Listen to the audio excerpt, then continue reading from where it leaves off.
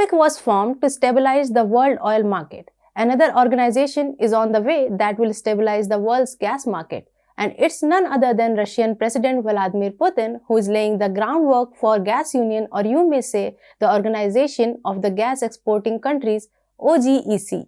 Hello and welcome to TFIGlobal, the foreign affairs and geopolitical analysis arm of TFI Media Group. I am your host Surabhi. Let's begin. In Baghdad, Iraq, 5 nations, the Islamic Republic of Iran, Iraq, Kuwait, Saudi Arabia and Venezuela, signed a document in September 1916 that established the Organization of the Petroleum Exporting Countries. They were to become the organization's founding members. OPEC was formed to challenge the dominance of 7 US and British oil firms. In 1973, OPEC drove the American economy to its knees. It soon became the only organization which controlled the oil flow across the world. And the rest is history. The power of OPEC Plus has been witnessed in the last few months.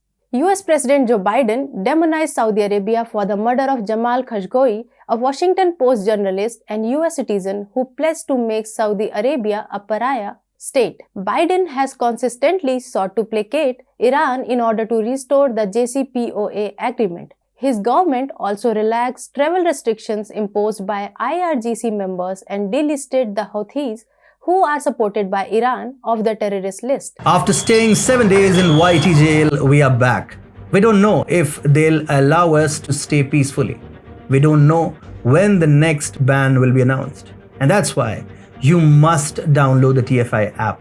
Apple users can simply go to the App Store, search for TFIGlobal and install the app.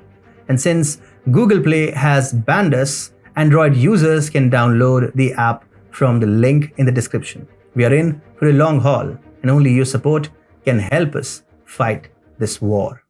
Despite all this, just a few months ago, he traveled to Saudi Arabia and requested them to increase oil production as it was benefiting Russia in its war against Ukraine. Saudi Arabia and OPEC Plus bluntly rejected Biden's offer and have rather reduced oil production by a large margin. The move was the biggest setback for the Biden administration in foreign policy after a long. This is the power of an oil union of countries which challenged a global superpower like the US. The move has been inspired because of the cordial relations of Russia with the OPEC Plus countries. Now, a similar organization's formation is taking place, a gas union, and Russian President Vladimir Putin is laying groundwork for it. According to Kremlin spokesperson Dmitry Peskov on Tuesday, Russia is in talks with Kazakhstan and Uzbekistan to establish a gas union that would enable the 3 nations to coordinate their supply and improve gas flows. The move, according to Kazakh President Kassym-Jomart Tokayev, was taken by his Russian counterpart Vladimir Putin. Peskov reaffirmed this, stating that the plan calls for better cooperation between the 3 nations as well as changes in gas usage and domestic transportation infrastructure. The official said that the economies of both Kazakhstan and Uzbekistan are expanding quickly, with rising domestic gas consumption. Additionally, he added that all 3 countries sell their gas on international markets and may profit from some synchronization. Synchronization of gas means the establishment of authority over gas prices across the world.